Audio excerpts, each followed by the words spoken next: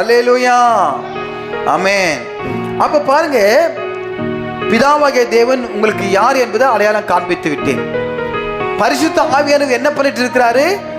அசைவாடி கொண்டிருக்கிறார் என்பது காண்பித்து விட்டேன். இப்போ வார்த்தை, தேவன் வெளிச்சம் உண்டாக்கடுவது என்றார், வெளிச்சம் உண்டாயிற்று. ஆமென். இங்கே யோவான் புஸ்தகம் 1ஆம் அதிகாரம் 1ஆம் வசனத்தை பார்க்கிறோம்.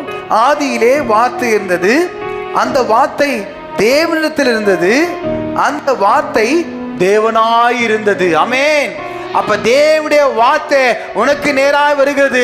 உன் வாழ்க்கையில் இருக்க இருளை கர்த்தர் நீக்கப்படுகிறார். உன் வாழ்க்கையில் இருக்கக்கூடிய மரண இருளின் பள்ளத்தாக்கில் நடந்தாலும் பொல்லாப்புக்கு பயப்படே. ஆமென்.